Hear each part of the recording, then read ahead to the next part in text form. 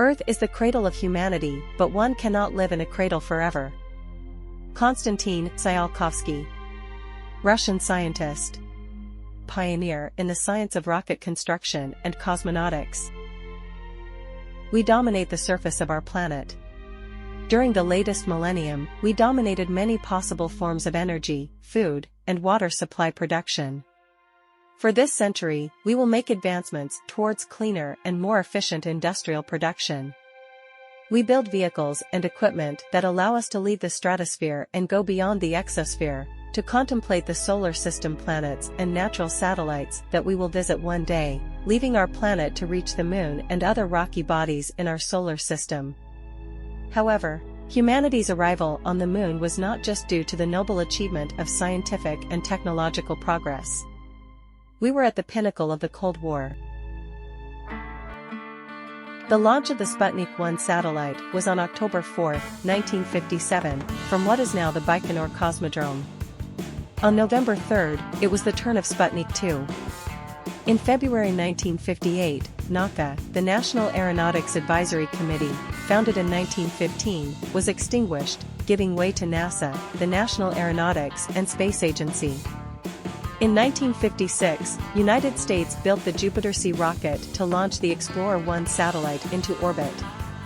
The Defense Advanced Research Projects Agency, DARPA, participated and still participates in several astronautical development projects, aerospace production projects, and other technology developments that had contributions from the agency. For example, the Stealth Aviation Project for reduction of cross-section aircraft to become invisible to radars, and the X-Plane Project for supersonic flights. These technological developments required processing the so-called metamaterials. That is a strategic topic that we will cover in several other videos on this channel.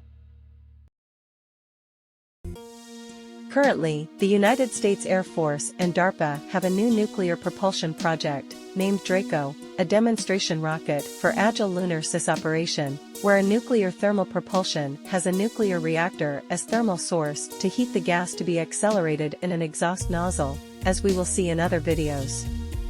This gas generally comes from liquid hydrogen. The DRACO project can be considered a resumption of projects from previous eras. In 1958, the Los Alamos Scientific Laboratory began a joint project between the Atomic Energy Commission, AIChE, and NASA, inheriting the work of NACA and Oak Ridge National Laboratories, carried out between 1946 and 1956. The objective was to replace solid and liquid combustion propellants with liquid hydrogen propellants that make the vehicle lighter and a better payload and better rocket propulsion due to the expansion of the heated gas that cooled the nuclear reactor, to develop a more efficient specific impulse in space. This nuclear reactor is then the main component of the engine, and the gases are exhausted through the nozzle that would be from an intermediate engine. Thus, it would not be a complete replacement of traditional propellant systems, but only for intermediate stages of the rocket, to be used after escape the gravitational pull of the Earth. In 2012, Russian President was interested in creating a Russian agency identical to DARPA, published on the internet and other media this news. In 2017, there were published such a strategy in the Hyeretnam School of International Studies. One fact that cannot be avoided is that technologies for peaceful purposes will have origins in the same chemical industry used by the defense industry. Due to this reason, many countries link aerospace and astronautical technology to their defense industrial base sector. We will talk about such local chemical processes industries and aerospace clusters and the contribution of chemical engineering in these industrial complexes in other videos. The Mars exploration was one of the goals of the NERVA project.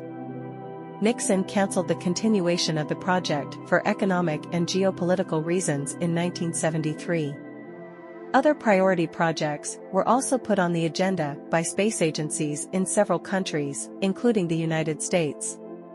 However, in the 1990s, a group of engineers decided to found a new company, which had chemical and industrial process projects to explore the resources on Mars and its occupation, It took almost 20 years to convince people of the importance of peaceful space exploration of our solar system.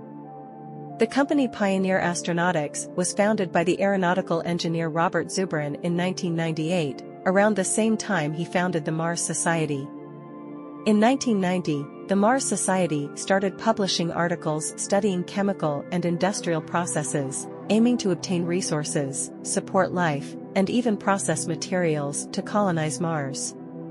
In 2020, Pioneer Astronautics and other small companies in the United States aerospace clusters had ranked as suppliers of projects and technologies for exploring resources on the Moon during the Artemis project.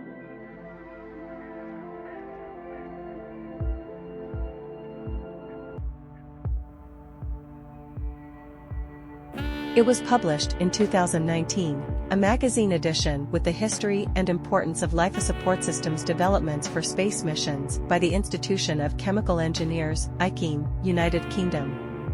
The blog of ICHEME presented in 2014 a list of astronauts within chemical engineering degree. There are also direct or indirect chemical engineering works that contribute to the development of astronautical sciences, as it is frequently published by periodicals from the American Institute of Chemical Engineering. Biochemical engineering applied to biomaterials and food and energy resources is already part of the professional reality of chemical engineers in Brazil. Our country is one of the world leaders in this sector in biomass and biosynthetic materials production, including biofuel and the potential to produce green hydrogen. As hydrogen was used for decades as propellant, this is an alternative to zero-emission at aerospace propulsion. The Ariane 5's cryogenic main stage is loaded with 170 tons of 20.28 Kelvin degrees of liquid hydrogen, or minus 252.87 degrees Celsius. At the 1980s, the Space Shuttle program used liquid hydrogen as propellant and liquid oxygen as the oxidizer from the Space Shuttle external tanks. These tanks need a thermal protection system, including coating technology.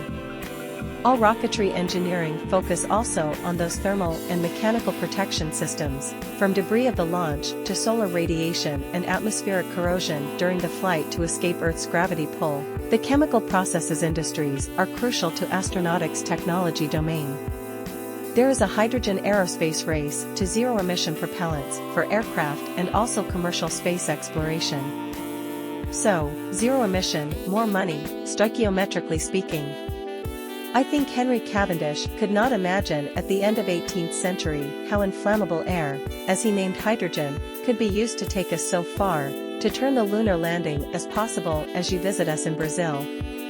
Hydrogen was a name for the substance attributed by Lavoisier in 1783. Some years later, Sir William Grove created the Grove's gas battery, the ancestor of hydrogen fuel cells.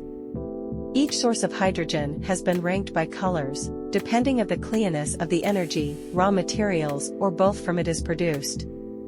We will prepare playlists for hydrogen technology and chemical reactor systems used in astronautics, which are direct contribution of chemical engineering, including new systems for methane reforming and hydrogen production.